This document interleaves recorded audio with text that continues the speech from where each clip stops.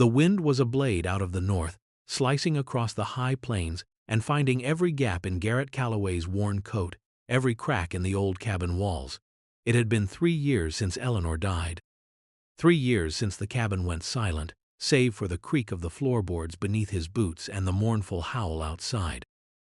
Grief, he had learned, was not a swift river but a slow-moving glacier, grinding away at the landscape of a man's soul until only the raw, exposed rock remained. He worked the land, broke horses, mended fences, but it was motion without purpose, existence without joy. The ranch was his solitary kingdom, and loneliness his only subject. He had sent for a mail-order bride 6 months ago, a desperate, illogical act born of silence and the gnawing emptiness that followed him from sunup to sundown. He hadn't expected hope exactly, but perhaps a cessation of the aching quiet, a practical arrangement, a body across the table that wasn't his own reflection in the polished wood. He'd specified plain, hearty, no nonsense. He'd paid the agency fee, sent the requested funds for travel, and then tried to forget about it. Forget the flicker of something fragile he'd allowed himself to feel. Forget the possibility of a woman arriving who might look at him and not see only the ghost of the man he used to be. Then the letter arrived, not from the agency, but from the railway station agent in Harmony, the nearest settlement, a 2-day ride away. It was brief, blunt. A woman had arrived. Alone, with children, and complications. Garrett felt a familiar tightness in his chest, the old habit of disappointment settling in like dust, more trouble, as if he didn't have enough. But he had paid. He had made a commitment, however distant and transactional it felt now. Duty was another old habit, one grief hadn't managed to erode. He rode out the next morning, the wind still sharp, the sky, the color of old bruises. The 2-day ride felt longer. Each mile was a step further from his solitary predictable pain and closer to an unknown one. He arrived in Harmony late on the 2nd day, the small collection of wooden buildings huddled against the wind like scared cattle. The station house was cold, smelling of coal smoke and damp wood. Mr. Abernathy, the station agent, was a wiry man with spectacles perched on his nose and a permanent frown etched between his brows. He looked up as Garrett entered, his frown deepening. "Calloway," Abernathy said, pushing his spectacles higher, "took you long enough." "What's the situation, Abernathy?" Garrett's voice was rough from the trail and disuse. Abernathy gestured with his chin towards a corner of the waiting room, near the potbelly stove that offered meager warmth. "See for yourself, she's been here 3 days. Wouldn't take her to the boarding house. Folks got eyes." Garrett turned. In the dim light of the station house, huddled on a bench, was a woman and 3 children. The woman was wrapped in a thin blanket, her face turned away. The children, 2 boys and a girl, were curled together, sleeping or trying to, and then he saw it, the woman's dark hair, braided with beads and feathers. The cut of her simple buckskin dress beneath the blanket. She was not the plain, hearty, no-nonsense woman he had described. She was Apache. His gut tightened. Apache. Here? In Harmony? It wasn't unheard of for Apache to pass through, trading or traveling, but they were usually met with suspicion, fear, sometimes outright hostility. A woman alone, with children, sent by a mail-order agency? It made no sense. "Abernathy," Garrett said, his voice low, dangerously quiet. "The agency, they sent an Apache woman?" Abernathy wrung his hands. "Says here," he tapped a paper on his desk, "woman named, well, it's not a white name, sent from back east, said she matched the description you gave. Hardy, no nonsense, looking for a home." He trailed off, looking uncomfortable. "Didn't say she was Apache." Garrett stared at the woman and her children. One of the boys stirred, a small, dark-haired child, his face smudged with dirt. He looked thin. They all looked thin. The woman pulled the blanket tighter around them, her face still hidden. "And the complications?" Garrett asked. Abernathy leaned in, lowering his voice. "She don't speak a word. Not a word of English. Not that I've heard anyway. Been trying for 3 days. Just silence. And the kids, they're scared, don't talk either." He lowered his voice further. "And folks, well, they're talking. An Apache woman here, sent for. It ain't sitting right." Garrett felt a wave of exhaustion wash over him, heavier than the trail dust. This wasn't what he'd paid for. This wasn't the simple transaction, the practical arrangement. This was responsibility, complication, and something else, something that pricked at the calloused places in his heart. Fear? No. Pity? Maybe. A flicker of recognition? The deep, bone-weary look in the woman's posture reminded him of himself. Isolated, silent, carrying burdens unseen. He walked over to the bench. The woman didn't look up. The children's eyes, dark and wide, watched him from the depths of the blanket. He knelt down, slowly, deliberately, showing he wasn't a threat. "Ma'am?" he said, his voice gentle, exploratory. No response. She flinched slightly at the sound but remained still. He tried a different approach. He held out a gloved hand, palm up, a gesture of peace. Slowly, hesitantly, the woman turned her head. Her face was gaunt, smudged, but her eyes, dark and intelligent, met his. There was fear there, yes, but also a deep reserve of something he couldn't name. Pride? Resilience? She looked at his hand, then back at his face. She didn't take it. She didn't speak. He stood up. "All right, Abernathy, I'll take her." Abernathy looked relieved, then concerned. "You sure, Calloway? Folks ain't gonna like it. And she can't talk, you say." "I said I'd take the woman they sent. This is the woman they sent." Garrett's voice was firm, final. It surprised him how quickly he'd made the decision. It felt less like choosing and more like submitting to an inevitability. He had signed the paper, paid the money. This was the outcome. He wouldn't abandon her, not here, not like this. Even if she wasn't what he'd expected, even if she brought the kind of trouble he usually went out of his way to avoid. He bought supplies, extra blankets, food, a few things for the children, though he didn't know what they might need. He loaded his wagon, which he'd brought instead of riding horseback due to the letter mentioning the package was too large for a single rider. It seemed the agency had taken his request for a hardy woman, rather literally, sending him an entire, unexpected family. Getting them into the wagon was a silent, tense affair. The woman, whom Abernathy's paper listed by a series of sounds that looked nothing like the name Nahili from his mind, but which he would later learn sounded much like it, gathered her children with quiet efficiency. She didn't look at Garrett, but guided the children into the back of the wagon, wrapping them tightly in the new blankets. Garrett offered her a hand up. She hesitated, then accepted it, her touch brief and cool. She settled herself beside her children, a silent sentinel guarding her small, frightened flock. The journey back was a study in silence. Garrett rode on the driver's seat, the woman and children behind him. The wind still blew, but it felt less hostile now, simply a fact of the landscape. He didn't try to talk.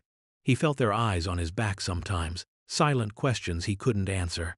He didn't know her name. He didn't know her story. He didn't know why she had been sent through a mail-order agency. He knew nothing, except that he was taking them to his home, his solitary, silent home, and nothing would ever be the same. They reached the ranch late on the second day. The cabin sat on the rise, a dark, solitary shape against the bruised sky. It looked unwelcoming, even to him. He stopped the wagon. "This is it," he said, his voice unnaturally loud in the quiet. The woman and children looked out, their faces passive, unreadable. He climbed down and went to lower the wagon tailgate. He helped the children down first, small, stiff bodies that didn't resist, didn't speak. The older boy, perhaps 6 or 7, clutched a small, worn wooden bird. The girl, younger, held tightly to the woman's hand. The youngest boy, maybe 4, stayed close to the woman's skirts. He helped the woman down last. She didn't meet his eyes. "It's cold," he said, unnecessarily. "Let's get inside. I'll start a fire." They followed him to the cabin door, hesitant. He opened it and stepped aside, letting them enter first. They paused on the threshold, looking into the dim, single room. It was spare, clean, but filled with the tangible emptiness left by Eleanor's absence. They stepped inside, moving cautiously, sticking close together. Garrett went to the hearth, knelt, and began building a fire.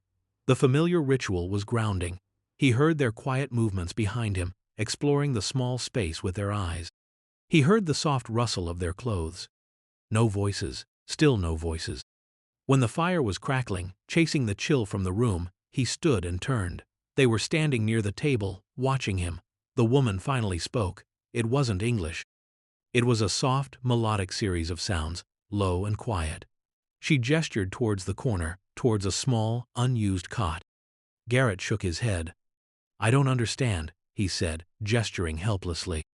She repeated the sounds, pointing more emphatically. He tried to guess. "Sleep? You want to sleep?" He pointed to the cot. She nodded, a small, sharp nod. Her eyes, though, held something more, something like a question or a statement he couldn't grasp. He set out food, hardtack, dried meat, coffee. He filled a kettle with water and hung it over the fire. They watched him, silent. He motioned to the table. The woman led the children over, and they sat, still wrapped in blankets. They ate sparingly, quickly, like people accustomed to hunger. He watched them. The children were beautiful, with their mother's dark eyes. The older boy's grip on the wooden bird never loosened. The girl stayed pressed against her mother's side. The youngest looked around with wide, wary eyes. After they ate, the woman gathered the children and settled them on the cot. They lay close together, a small, breathing unit in the corner of his vast, silent world. He stayed by the fire, watching the flames, listening to the wind outside, acutely aware of the 4 other presences in the room. It was the least lonely he had been in 3 years, and perhaps the most uncomfortable. Days bled into a week. A routine, silent and strange, began to form. Garrett worked outside, coming in for meals which they shared in near total silence. He'd offer food. She'd accept with a brief nod or a soft sound in her language. He'd point to tasks, bringing in wood, fetching water from the well, and she would understand from his gestures, performing the work with quiet competence. Her movements were economical, practiced. She was, he observed, undeniably hardy and efficient, just as he'd requested, just not in the way he'd imagined. The children remained silent, wary shadows. They stayed close to their mother, watching Garrett with large, unblinking eyes. He tried smiling at them, offering a small piece of dried apple. They shrank back, pressing into their mother's skirts. He learned their names from the paper Abernathy had given him, names that felt awkward and foreign on his tongue. Ishke, the oldest boy; Yana, the girl; Chaitan, the youngest boy. He said them sometimes, quietly, but they didn't seem to respond. He tried simple English words pointing to objects: fire, water, wood. The woman, Nahili, would watch his mouth, her brow furrowed in concentration. Sometimes, a flicker of understanding would cross her face, but she never repeated the words. It was like trying to build a bridge across a chasm with no common language, no shared experience to anchor the ropes. Prejudice arrived before the spring thaw. A couple of riders from Harmony showed up one afternoon, ostensibly to trade some supplies: Bill Jenkins and Tom Brody. Brody had a narrow face and eyes that seemed to squint perpetually, as if the world was always too bright or too unpleasant. Jenkins was burly, loud. Garrett met them outside. He saw their eyes flick towards the cabin, then back to him, questions unspoken but loud in their stares. "Calloway," Jenkins boomed, dismounting. "Heard you got yourself a visitor." "Came on the mail train," Brody added, his voice oily. "Heard she ain't what you ordered." Garrett's hand settled on the worn grip of his pistol, tucked into his belt. "She's the woman the agency sent. What's it to you?" Brody smirked, a mean twist of his lips. "Just curious is all. Ain't natural, is it? A white man and—" He trailed off, letting the implication hang in the cold air. "She's no trouble," Garrett said, his voice low. "She's under my roof." Jenkins chuckled, a short, unpleasant sound. "Under your roof, huh? Heard she brought some young'uns too, a whole passel of heathens." Garrett's jaw tightened. The protective instinct, dormant for so long, flared sudden and hot. "Get on, Jenkins, Brody. You got trade or you just rode all this way to gossip?" Brody's smirk vanished, replaced by resentment. "Just making sure everything's proper, Calloway. Folks get uneasy when things ain't proper." "Everything's proper here," Garrett said, his eyes holding Brody's. "Now, unless you want trouble, you'll take your trade and ride." They traded quickly, their manner sour. As they rode away, Garrett heard Jenkins say something low to Brody, and Brody laughed, a nasty, knowing sound. Garrett watched them go, a cold knot in his stomach. The external threat had arrived. It wore the faces of his neighbors.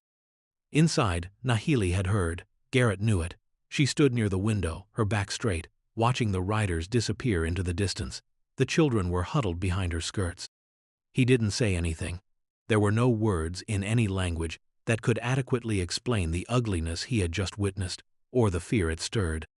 Slowly, painstakingly, understanding began to dawn between them. Not through language, but through shared tasks, through observation, through the small, quiet moments that built up like stones in a wall. Garrett learned that Nahili could read the land with an insight that humbled him. She found plants he didn't know were edible, saw signs of weather coming long before he did. He saw her tenderness with her children, the fierce, silent devotion in her eyes. One evening, as Garrett mended a bridle by the fire, Yana, the little girl, approached him. She held out the wooden bird, her fingers tightly clasped around it. It was crudely carved but recognizable. She looked at him, her dark eyes searching his. He took the bird gently. "It's nice," he said quietly. "Did Ishke carve it?" Yana nodded, a small, quick movement. It was the first time she had responded to his words, even with a nod. "He's good," Garrett said, handing the bird back. Yana took it, a flicker of something like pride in her eyes, then scurried back to her mother. It was a tiny victory, a crack in the silence. Another time, Garrett was struggling with a stubborn fence post, the ground frozen hard. Nahili came over, carrying a pail of hot water from the kettle. Without a word, she poured it around the base of the post. The frozen earth softened just enough for him to drive it in. He looked at her, grateful. She gave a small, almost imperceptible nod, her face devoid of expression, but her eyes held a quiet knowing. He realized she wasn't just a burden, she was a partner, a silent, unexpected one. One night, a fierce storm blew in. The wind howled like a banshee, rattling the cabin walls, threatening to tear the roof off. Garrett checked the shutters, reinforced the door. He found Nahili sitting by the fire. The children pressed close to her, their faces pale with fear. He saw her wrap her arms around them, her body a shield. He sat down near them, adding another log to the fire. He didn't say anything, just offered his quiet presence. After a while, Ishke, the older boy, edged closer to Garrett, his eyes wide, looking from the storm outside to Garrett's calm face. Garrett reached out tentatively and rested his hand on the boy's small shoulder. Ishke didn't flinch away. He leaned into his mother, but his gaze remained fixed on Garrett, a silent question. Garrett simply squeezed his shoulder reassuringly. The boy didn't speak, but his breathing seemed to steady slightly. In these quiet moments, a fragile trust began to bloom. Garrett stopped seeing Nahili and her children as a problem, a complication, something he'd mistakenly ordered. He began to see them as people. Resilient, silent, carrying their own unseen burdens. He started leaving small things out for the children. A smooth stone, a feather he found, a piece of jerky cut into smaller strips. He saw Nahili watch him, her dark eyes assessing. And sometimes, he thought he saw a flicker of something warmer than caution in their depths. One morning, Garrett woke to find Nahili outside the cabin before the sun was fully up, standing with her face lifted to the faint light, her eyes closed. She looked not like a refugee or a burden, but like someone drawing strength from the land itself. He watched her for a moment, unseen, and felt a profound sense of distance, a reminder of the gulf between their worlds, their histories. But the gulf felt less like a chasm and more like a wide river he was slowly learning to cross. Spring arrived, tentative at first, then with a rush of green and wildflowers. The children ventured outside more, always staying close to the cabin. Ishke practiced throwing a small spear their mother had fashioned from a stick. Yana collected smooth stones by the creek. Chayton chased grasshoppers, his silent glee evident in his quick, darting movements. Garrett watched them, a ghost of a smile sometimes touching his lips. The cabin felt different now, less like a tomb and more like a home, however unconventional. Then came the day of the fire. It started miles away, a small plume of smoke on the horizon, but the wind, whipping across the dry prairie, carried it swiftly towards the ranch. Garrett spotted it from the corral, his heart leaping into his throat. Wildfire was a terrifying enemy, fast and indiscriminate. He ran towards the cabin, shouting, "Nahili, fire, we have to go." She was outside with the children. Her eyes, usually so calm, were wide with alarm as she saw the smoke, thick and black, churning in the sky. She understood. Fire was a universal language of fear. Garrett grabbed buckets, began soaking blankets, anything that could slow the fire's progress if it reached the buildings. He was shouting instructions, frantic. Nahili didn't understand his words, but she understood the urgency, the danger. She gathered the children, pointing them towards the root cellar, a small underground structure near the cabin, the safest place they had. "Stay there," Garrett yelled to them, though he knew they wouldn't understand the words. "Stay down there." As the children scrambled into the cellar, Nahili didn't follow them. She ran towards Garrett, her face set with determination. She pointed towards the creek, then towards the dry grass around the barn. She spoke, a rapid, urgent stream of Apache words, gesturing wildly. Garrett stared at her, confusion battling panic. "What? What are you saying?" She grabbed his arm, pulling him towards the creek. She pointed at the water, then made a sweeping motion with her arm across the ground towards the fire. Then she pointed to a patch of burned ground from a previous, smaller fire, gesturing that the fire would stop when it reached earth that had already been consumed. Fire breaks. She was telling him to fight fire with fire, to burn a line ahead of the main blaze, starving it. He understood. It was risky, dangerous work, setting a backfire. But she was right. With the wind this strong, soaking the cabin wouldn't be enough. They needed a buffer zone. "Okay," he yelled, adrenaline surging. "Okay, we burn a line." She nodded, understanding his tone, even if not every word. They worked together with a frantic, unspoken rhythm. Garrett used a torch fashioned from rags soaked in kerosene, setting small fires in a line stretching out from the creek, moving against the wind. Nahili followed him, carrying a wet sack, beating down the flames on the side closest to the cabin, controlling the backfire, making sure it didn't rage out of control in the wrong direction. The heat was intense, the smoke choking. The roar of the approaching wildfire was deafening, a hungry beast devouring the prairie. Garrett's eyes stung, his lungs burned. He stumbled, coughing. Nahili was instantly by his side, pulling him up, her small hand surprisingly strong. She pushed a wet cloth into his hand, urging him to cover his mouth. They worked, two figures silhouetted against the inferno, fighting the fire demon with its own weapon. The backfire spread, slowly at first, then catching hold, burning a black scar across the prairie. The main fire advanced, a terrifying wall of flame, consuming everything in its path. The air grew searing hot, the wind howled, a symphony of destruction. Garrett thought of Eleanor, of the life they had planned, reduced to ashes by another kind of fire. He thought of the children in the cellar, trusting him, trusting their mother. He wouldn't let them be consumed. The moment of truth came as the main fire reached the edge of the burned-out zone. It roared, seemed to hesitate, looking for fuel. There was none. It licked at the blackened earth, sending sparks high into the air, but it could not cross. Slowly, impossibly, the fire began to diverge, flowing around the burned ground, leaving the cabin, the barn, the root cellar, untouched in an island of safety. They stood, watching, covered in soot, their faces streaked with sweat and tears. The roar began to recede as the fire moved past, still burning, but no longer a direct threat. Exhaustion hit Garrett like a physical blow. He sank to his knees, his chest heaving. Nahili knelt beside him. She didn't speak, but she reached out and placed a hand on his arm. Her touch was light, steady. He looked up at her. Her dark eyes, though tired, held a profound relief, and something else he hadn't seen before. Respect, acknowledgement. In the face of shared danger, the barriers had finally fallen. They waited until the immediate danger had passed, the sky still dark with smoke but the nearest flames distant. Garrett helped Nahili bring the children out of the root cellar. They emerged, blinking in the smoky light, their faces pale but unharmed. They saw the blackened earth surrounding them, the still smoking remnants of the backfire, and understood they had been saved. Chaitan, the youngest, ran to his mother, burying his face in her skirt. Ishke and Yana looked at Garrett, then at their mother.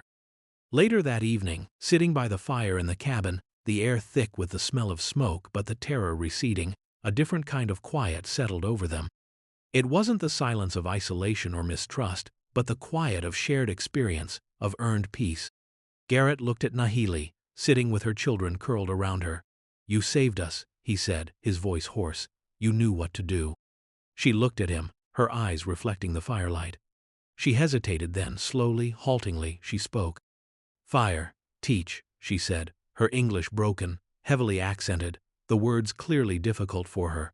"Land, teach, my people, no." Garrett stared at her, stunned. She could speak, not fluently, not easily, but she could speak English. You can speak?" he asked foolishly. She gave a small, tired nod. "Little, hard. Why didn't you speak before?" She looked down at her hands, picking at a piece of dried mud on her skirt. "Fear," she said simply. "White eyes, they hate. My husband, killed." Her voice was low, raw with pain. "Children, scared, silent, safe. Silent, safe." Garrett felt a cold understanding settle over him. She had been protecting herself and her children.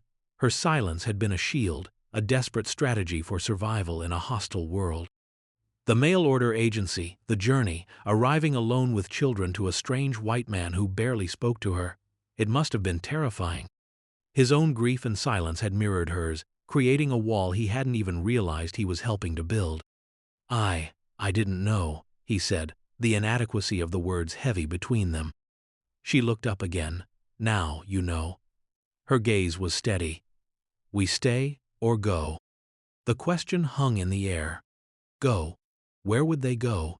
Back to Harmony, to face Brody and Jenkins and the others? Back to wherever she had come from, a place of such danger that she had risked this. Garrett looked at the children, sleeping soundly now by the fire, safe for the moment. He looked at Nahili, resilient and watchful. He looked around his cabin, no longer empty, no longer silent in the way it had been. It felt full of life, of quiet strength, of something that might, with time and care, grow into something like home. His decision in Abernathy Station House had felt like duty. His decision now felt different. It felt like choosing. "Stay," he said, his voice firm. "Stay. This is your home now, if you want it." Nahili searched his face. He didn't know what she was looking for. Honesty, commitment, a promise he might not even know how to keep, but he knew he meant it. He saw the tension in her shoulders ease just slightly. A flicker of relief crossed her face, quickly masked by her usual reserve.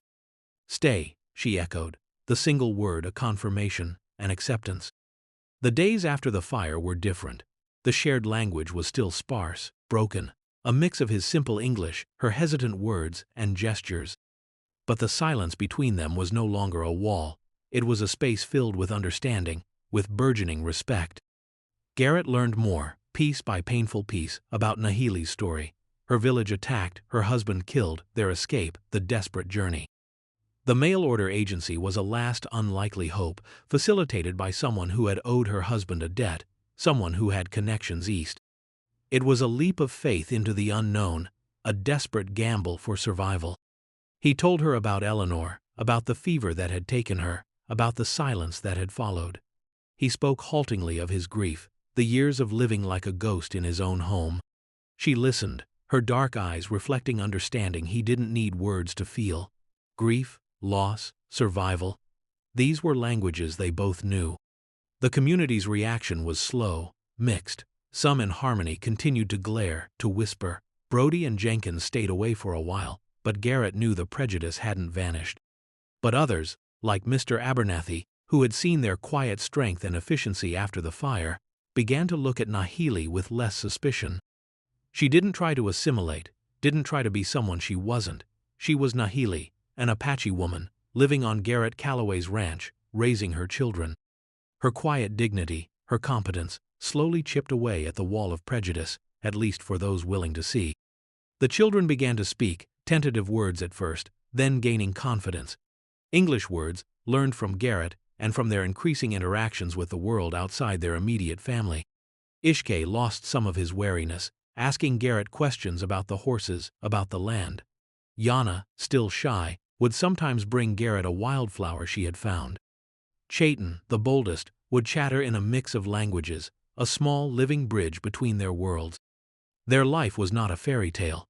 It was hard work, isolation, the constant challenge of the land, and the lingering shadow of prejudice, but it was a life lived together.